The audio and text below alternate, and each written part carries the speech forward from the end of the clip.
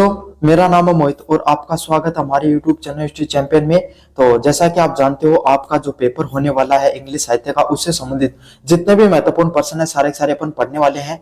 उसका अगला महत्वपूर्ण प्रश्न है main characteristics of English literature from 350 to 1660 and influence of renaissance reformation and humanism. मतलब आपको इंग्लिश साहित्य के से संबंधित आपके सामने जितने भी जो क्या क्या मुख्य विशेषताएं रही 1350 से लेकर 1660 के समय तक, उसमें अलग अलग प्रकार के बदलाव देखने को मिले समाज में, जिसमें रिफॉर्मेशन आया, ह्यूमनिज्म आया और रेजिस्टेंस की वजह से क्या क्या बदलाव देखने को मिले, उससे संबंधित सारे सारे आपके सामने इंपॉर्टेंट जो टॉपिक है, जो इंपॉर्टेंट क्वेश्चन है, उसको पढ़ने वाले हैं। इसको विस्तार से पढ़ेंगे। इससे पहले आपको क्या कर लेना भाई, चैनल को सब्सक्राइब कर लेना। चैनल को सब्सक्राइब करोगे ना तो ये जो पीडीएफ मैं आपको पढ़ा रहा हूँ ये फ्री में हमारे कहां पर मिल जाएगी, टेलीग्राम चैनल पे फ्री में मिल जाएगी। कहां पर मिल जाएगी भाई, टेलीग्राम पे आपको हमारे यहाँ पर फ्री में मिल जाएगी और वहां पे फ्री में जाकर आप क्या कर सकते हो, पढ़ सकते हो। साथ के साथ आपको क्या करना पड़ेगा, आप डिस्क्रिप्शन में मैंने प्लेलिस्ट का लिंक दे रखा, वहां पे जाकर इस चैप्टर से संबंधित चाहे व्याख्या हो, चाहे आपके सामने 100 टाइप क्वेश्चन हो, चाहे आपके सामने इंपॉर्टेंट क्वेश्चन हो, सब कुछ करा रखा है, वो भी जाकर देख लेना। और आपके सामने जो कोने में व्यू प्रोडक्ट वाला ऑप्शन है, इस पे क्लिक करके अगर कोई भी प्रोडक्ट खरीदोगे तो फ्लिपकार्ट मंत्रा से सबसे ज्यादा डिस्काउंट देखने को मिलेगा। तो जाओ और जाकर कोई ना कोई प्रोडक्ट जो खरीदना वो खरीद लो। चलिए शुरू करते हैं। The period from 350 to 1660 is the most exciting time in the English literature. मतलब अगर समय कालखंड की बात करें 1350 से लेकर 1660 का जो समय हुआ, वो इंग्लिश साहित्य का सबसे शानदार और सबसे महत्वपूर्ण समय कालखंड माना जाता है। क्यों क्यों माना जाता है? It started with Joffre the father of English poetry and ended with the restoration of the monarchy। मतलब इसका शुरुआत कहां से होती है? आपके सामने जोफ्री जो चौफर है, चौसर है आपके सामने, उनके द्वारा, उनके दो आपके जिनको इंग्लिश जो आपके सामने पोइट्री है उसके फादर के रूप में उनको जोफ्री को जाना जाता है। और ये खत्म होती है आपके सामने तानाशाही की जो वापसी होती है, उसके बाद में ये पूरा जाके समय कालखंड खत्म होता है। तो 1350 से लेकर 1660 का समय है वो इंग्लिश साहित्य के लिए भी इंपॉर्टेंट है और भारतीय हिंदी साहित्य के लिए भी इंपॉर्टेंट है। क्यों? उस समय भारतीय हिंदी साहित्य में भक्ति काल का समय चल रहा था और उस समय भी बड़े बड़े साहित्यकार हुए। क्यों? समाज है ना, समाज में बदलाव हो रहे थे। समाज जो पुरानी परंपराएं थी हमारी, देखो जो मैं जो ये लिखता हूं, जो नोट्स बने, इसके अलावा जो मैं आपको बातें बताता हूं ना, इनको भी अच्छे से सुना करो।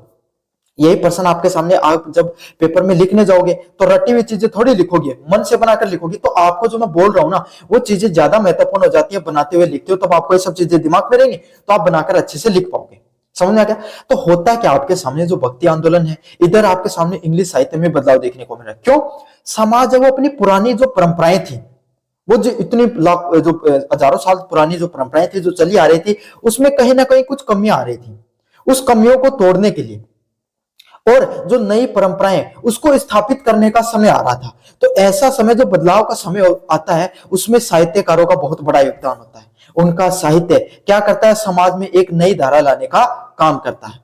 समझ में आ गया? तो उसी तरीके से इंग्लिश साहित्य के अंदर भी जोफ्री के द्वारा जो जिनको इंग्लिश आपके सामने साहित्य का आपके सामने क्या बोला जाता है, आपके सामने फादर बोला जाता है। और इसके बाद में अंत 1660 के अंदर जो तानाशाही देखने को मिलती है उससे खत्म होता है।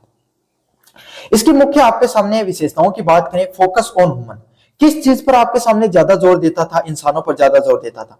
Before this book work mostly about God and religion. मतलब इस समय के कालखंड से पहले ज्यादातर जितनी भी किताबें होती थी वो किस चीज पर ज्यादा जोर देती थी? इंसानों, मतलब भगवान पर और धर्म पर ज्यादा जोर देती थी।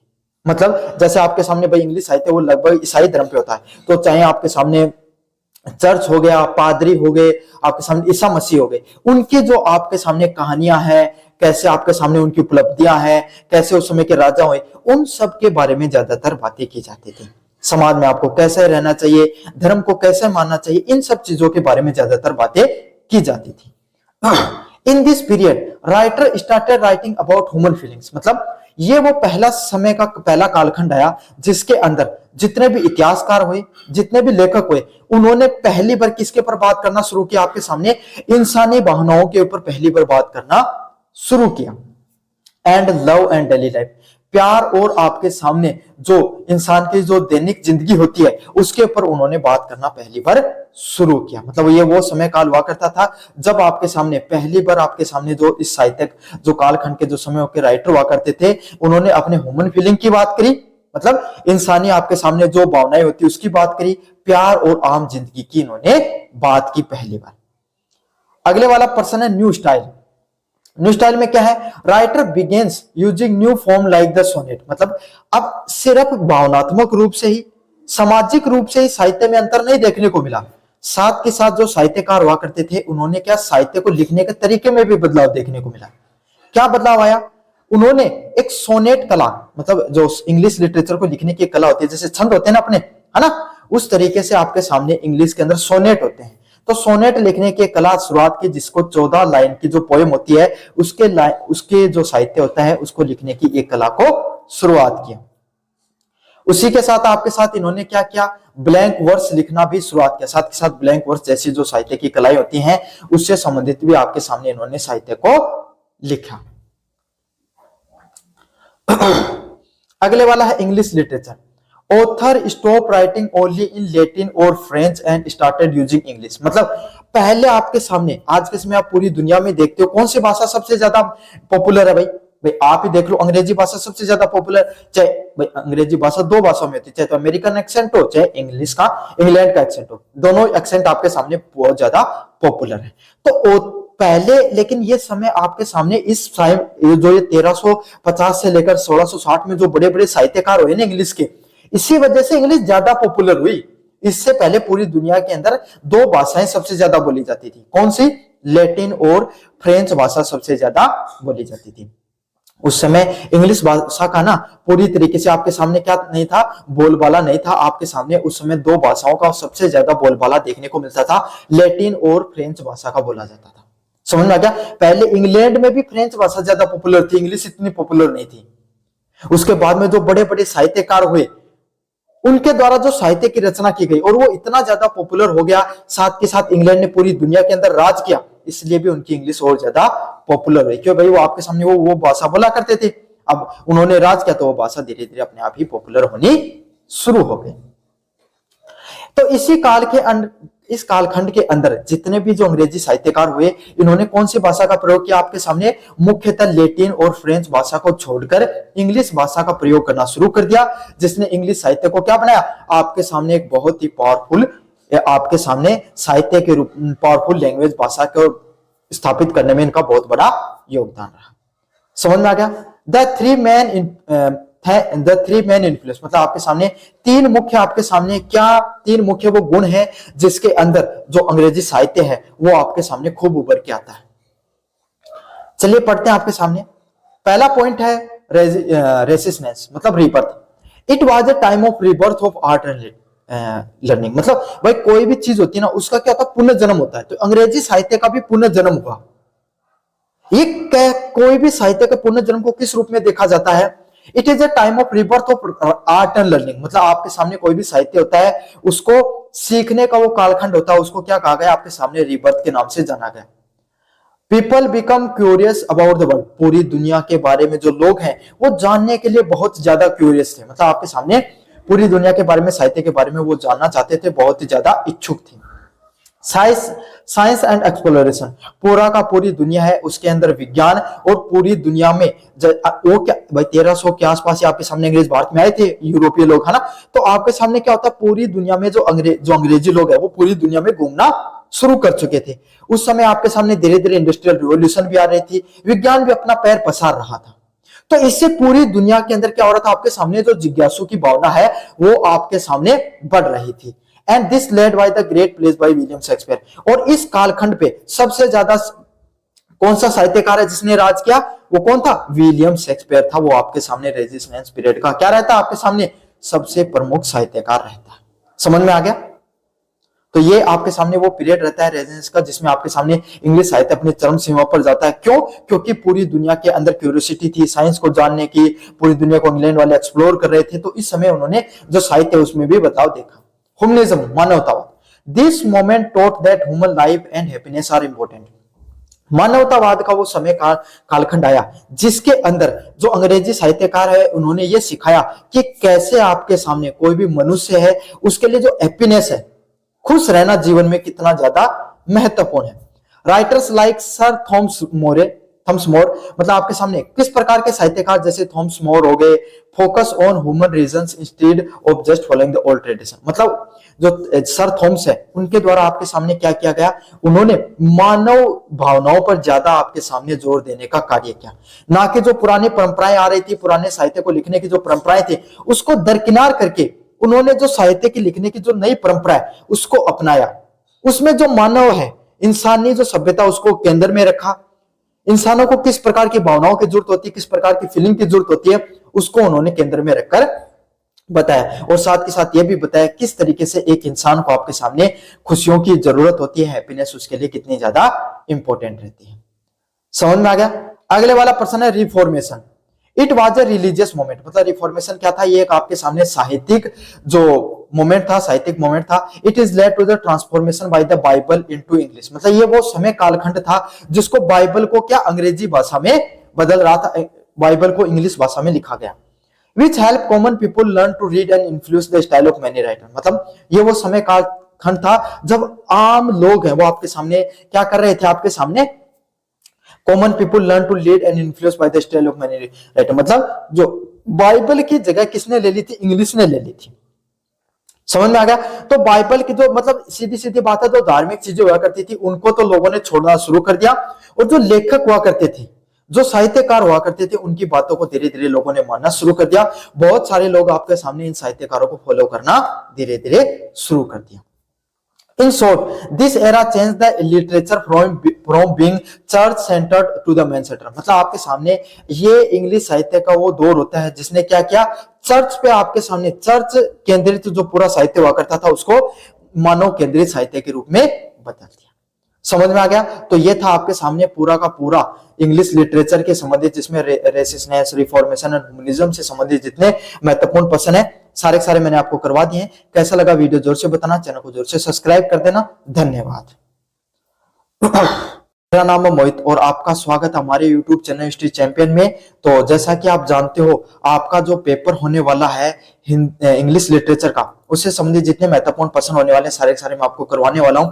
उससे संबंधित जो अगले महत्वपूर्ण प्रश्न है, development of English poetry and drama during the Elizabeth and Jacobean period. मतलब आपके सामने किस तरीके से जो इंग्लिश पोइट्री है उसका किस तरीके से आपके सामने क्या होता है, डेवलपमेंट होता है, किस तरीके से उसके ड्रामा पोइट्री एंड ड्रामा का किस तरीके से डेवलपमेंट देखने को मिलता है एलिजाबेथ पीरियड में और आपके सामने जैकोबियन पीरियड के अंदर। तो आपके सामने इससे संबंधित जितने भी महत्वपूर्ण प्रश्न है सारे के सारे आपके सामने पढ़ने वाले हैं। डेवलपमेंट ऑफ इंग्लिश पोइट्री मतलब इंग्लिश पोइट्री है और ड्रामा का किस तरीके से आपके सामने डेवलपमेंट देखने को मिलता है एलिजाबेथ और जैकोबियन पीरियड के अंदर। तो ये बहुत ज्यादा महत्वपूर्ण आपके सामने किस तरीके से डेवलपमेंट देखने को मिलता है। The Elizabeth, queen Elizabeth and the Jacobean king James first eras are known as the golden age. मतलब आपके सामने जो किंग एलिजाबेथ फर्स्ट है और जो जैकोबियन किंग जेम्स फर्स्ट है उनका जो एरा, मतलब ये आपके सामने साहित्य की आपके सामने राजा हुआ करते थे इंग्लैंड में, आपके सामने क्या है राजा हुआ करते हैं, उनका पीरियड है भाई आपके सामने। क्वीन एलिजाबेथ का फर्स्ट का पीरियड, उसके बाद में जो किंग्स जेम्स फर्स्ट आते हैं उनका एरा है, उसको इंग्लिश साहित्य का आपके सामने क्या कहा जाता है, गोल्डन पीरियड कहा जाता है। तो अपन ऐसे नहीं कहते भाई आपके सामने मुगलों की स्थापत्य कला है ना, गुप्तों की स्थापत्य कला है ना, मौर्यकालीन स्थापत्य कला, साहित्य कला, उसके बारे में बताइए। तो इसी तरीके से आपके सामने जो एलिजाबेथ पीरियड आपके सामने और किंग जेम्स फर्स्ट का जो जैकोबियन पीरियड बोला जाता है वो इंग्लिश साहित्य के लिए भी बहुत शानदार एरा रहता है। समझ में आ गया। तो इस प्रश्न पर विस्तार से पढ़ें। इससे पहले आपके सामने क्या करना है, अगर जो मैं आपको पीडीएफ पढ़ा रहा हूं, अगर आप इसको फ्री में प्राप्त करना चाहते हो, जो मैं पीडीएफ पढ़ा रहा हूं अगर आप इसको फ्री में प्राप्त करना चाहते हो तो बिल्कुल फ्री में मिल जाएगी आपको ये पीडीएफ। कहां पर मिलेगी आपको, ये मिलेगी हमारे टेलीग्राम चैनल पे। टेलीग्राम चैनल का लिंक कहां पर मिलेगा, पहले चैनल को सब्सक्राइब करना पड़ेगा। चैनल को सब्सक्राइब करोगे तब डिस्क्रिप्शन में आपको हमारे टेलीग्राम चैनल का लिंक मिल जाएगा। किसका, टेलीग्राम चैनल का लिंक मिल जाएगा, वहां से जाकर टेलीग्राम चैनल को जरूर से ज्वाइन कर लेना। समझ में आ गया। तो चैनल को जोर से सब्सक्राइब कर लो भाई, सारे के सारे विद्यार्थी टेलीग्राम चैनल को जोर से ज्वाइन कर लेना। साथ के साथ डिस्क्रिप्शन में आपके सामने जो डिस्क्रिप्शन है वहीं पर आपके सामने प्ले लिस्ट का भी लिंक मिलेगा। किसका, प्ले लिस्ट का भी लिंक मिलेगा, प्ले लिस्ट को भी जाकर सारे के सारे विद्यार्थी अच्छे से सारे के सारे इंग्लिश लिटरेचर से संबंधित जितने भी इंपॉर्टेंट क्वेश्चन है अच्छे से जाकर पढ़ लो भाई। साथ के साथ और अगर आपके सामने फ्लिपकार्ट और मंत्रा से कोई प्रोडक्ट खरीदना चाहते हो तो इस जो कोने में आपके सामने व्यू प्रोडक्ट वाला ऑप्शन है, इस पे जाकर क्लिक करके कोई भी प्रोडक्ट खरीदना चाहते हो प्रोडक्ट खरीद लो। सबसे ज्यादा डिस्काउंट देखने को मिलेगा। इस समय सेल चल रही है, न्यू ईयर सेल चल रही है, जाकर कोई भी प्रोडक्ट खरीदो। मेरे जो अगर उससे लिंक से खरीदोगे तो सबसे ज्यादा डिस्काउंट देखने को मिल जाएगा। चलिए शुरू करते हैं। आपके सामने पहले वाला प्रश्न है डेवलपमेंट ऑफ ड्रामा। किस तरीके से आपके सामने जो नाटक कला होती है इंग्लिश साहित्य के अंदर उसका किस प्रकार से डेवलपमेंट देखने को मिलता है। Drama before the most popular from the entertainment during this time.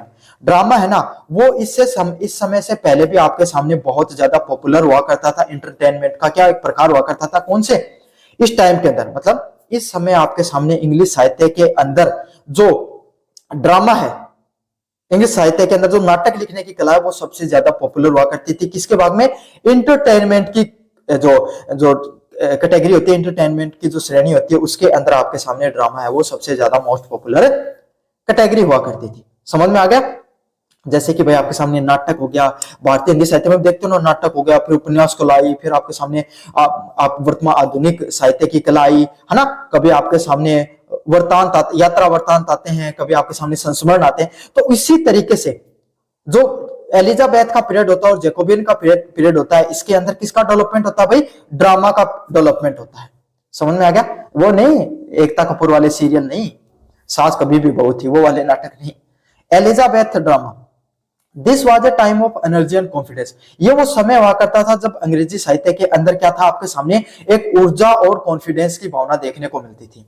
जहां पर Christopher Morley introduce the mighty line, मतलब उस समय क्रिस्टोफर मोरले जैसे जो आपके सामने साहित्यकार हैं उनके द्वारा क्या किया गया, इंट्रोड्यूस किया गया किसको, माइटी लाइन्स नामक आपके सामने जो साहित्य है, ड्रामा है, उसको इंट्रोड्यूस किया गया। मतलब ये ऐसा काल था जिसके अंदर ऊर्जा से ओरोत प्रोत आपके सामने जो ड्रामा है, नाटक है, वो लिखे जाते थे।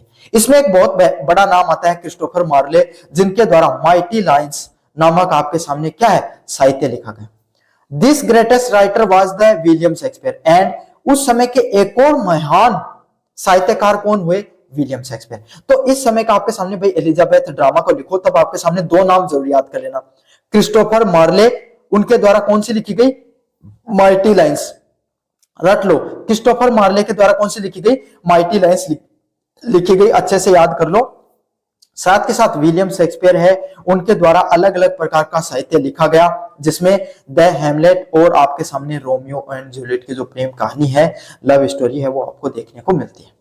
तो उस समय दो प्रमुख साहित्यकार, क्रिस्टोफर मार्ले जिनके द्वारा माइटी लाइन्स लिखा गया, और विलियम शेक्सपियर जिनके द्वारा द हैमलेट और रोमियो एंड जूलियट लिखा गया। किसके द्वारा, कौन सा पीरियड था वो, एलिजाबेथ का समय था, जिसके अंदर ड्रामा है, नाटक है, वो मुख्यतः लिखे जाते थे। समझ में आ गया आपके सामने अच्छे से। चलिए शुरू करते हैं। आपके सामने अगला इंपॉर्टेंट क्वेश्चन है Jacobean drama. After 1603 plays become a darker and more serious. जो आपके सामने जो अब पहले क्या हुआ करते थे, आपके सामने समाज से संबंधित साहित्य लिखा जाता था। अब 1603 पीरियड के आपके सामने उसको जैकोबियन पीरियड के नाम से जाना जाता है और उसमें जैकोबियन ड्रामा लिखा गया। अब थोड़ा गंभीर टाइप के, एकदम सीरियस टाइप के और डार्कर टाइप के आपके सामने साहित्य लिखे गए। They often focus on revenge and corruption. क्यों, उस समय का जो समाज है उसमें क्या भ्रष्टाचार हो गया, बदले की भावना, युद्ध जैसी चीजें देखने को मिलती थी। तो जैसा समाज होता है वैसा ही साहित्य देखने को मिलता है। आप सबको पता है साहित्य समाज का क्या होता है, दर्पण होता है। तो उसी तरीके से जैसा समाज देखने को मिला वैसा ही उस समय का साहित्य देखने को मिला। उस समय के साहित्य में बदले की भावना, भ्रष्टाचार जैसी चीजें देखने को मिलती है, जिसमें जॉन वेबस्टर और आपके सामने बेन जॉनसन के द्वारा साहित्य का निर्माण किया गया। किस किस के द्वारा, जॉन वेबस्टर के द्वारा, बेन जॉनसन के द्वारा आपके सामने साहित्य लिखा गया। They were famous writers of this time, मतलब ये साहित्यकार उस समय के कुछ प्रमुख लेखकों में से जाने जाते हैं। And known for his comedy of humours, मतलब उन्होंने कैसा लिखा आपके सामने, आजकल आप डार्क जोक सुनते हो ना कि ओहो बहुत डार्क जोक है, तो ये वैसे ही राइटर हुआ करते थे। जो हिंदी साहित्य में जिनको व्यंग्य बोला जाता है, आजकल अपने जो जनजी भाषा में जिनको डार्क जोक बोला जाता है, तो वो उस प्रकार के आपके सामने साहित्य को लिखा करते थे। इनका फोकस क्या हुआ करता था, मजाक मजाक में जो सत्ता होती है ना, उस सत्ता में किस प्रकार का भ्रष्टाचार देखने को मिलता है, कैसे लोग एक दूसरे को मारने पर तुले हुए, उन प्रकार की जो चीजें होती थी उन पर ये क्या करते थे, आपके सामने सीधा का सीधा कटाक्ष करने का काम करते थे। They were the famous writer of this time, ये उस समय के सबसे प्रमुख फेमस राइटरों में से हुआ करते थे। And known for his comedy of humours, और उनको किस नाम से जाना जाता है, कॉमेडी ऑफ ह्यूमर्स के नाम से जाना जाता है। समझ में आ गया। डेवलपमेंट ऑफ पोइट्री, इनके कालखंड में किस प्रकार की पोइट्री का डेवलपमेंट होता है। पोइट्री ऑल्सो सा huge growth through new reforms, मतलब जो पोइट्री है, जो लेखन शैली होती है आपके सामने, गद्य लेखन शैली होती है, आपके सामने कविता लेखन शैली होती है, उसको क्या होता है आपके सामने, उसमें भी बहुत सारे बदलाव देखने को मिले, नई नई प्रकार की कलाएं देखने को मिली। जिसमें जो पहली कला है कौन सी, सोनेट कला। Poet like sir Philip Sidney and Edmund Spenser made the sonnet very popular, मतलब अलग अलग प्रकार के जो पोइट हुआ करते थे, जैसे सर फिलिप सिडनी हो गए और एडमंड स्पेंसर हो गए, इन्होंने क्या किया, आपके सामने जो सोनेट कला है इसको बहुत ज्यादा पॉपुलर किया। क्या किया आपके सामने, जो सोनेट कला इसको बहुत ज्यादा पॉपुलर किया। Shakespeare wrote 154 sonnet that are still famous today, मतलब इन्होंने क्या किया, विलियम शेक्सपियर भाई उस समय के जो प्रमुख साहित्यकार हुआ करते थे, उन्होंने भी 154 सोनेट नामक आपके सामने क्या एक साहित्य की रचना की, जो आज के समय में बहुत ज्यादा फेमस है। कैसा भाई, जो 154 सोनेट नामक की जो आपके सामने साहित्य है वो आज के समय में बहुत ज्यादा पॉपुलर है, आज के समय में भी बहुत ज्यादा फेमस दिखाई पड़ती है। समझ में आ गया। चलिए शुरू करते हैं। The epic, Spenser wrote the Faerie queens a very long and famous poem, मतलब स्पेंसर के द्वारा द फेरेरी क्वीन नामक आपके सामने एक बहुत लंबी और एक बहुत ही ज्यादा फेमस पोएम है वो लिखी गई। किसके द्वारा, स्पेंसर के द्वारा। जो स्पेंसर है उनके द्वारा द फेरी क्वीन नामक आपके सामने एक बहुत लंबी और एक फेमस कविता है वो लिखी गई। समझ में आ गया। तो एक आप अच्छे से याद कर लेना है, स्पेंसर ने क्या किया, आपके सामने द फेरी क्वीन नामक आपके सामने एक बहुत ही फेमस आपके सामने क्या की कविता को लिखा। अगला है मेटाफिजिकल पोइट्री। मेटाफिजिकल पोइट्री क्या होता है, in this Jacobean period John Donne ने started a new style called the metaphysical poetry, मतलब आपके सामने जॉन डॉ के द्वारा आपके सामने एक नई स्टाइल की आपके सामने क्या साहित्य की रचना शुरू की। क्या नाम था भाई उसका, मेटाफिजिकल पोइट्री के नाम से जाना जाता था। किस नाम से जाना जाता था, मेटाफिजिकल पोइट्री के नाम से जाना जाता था।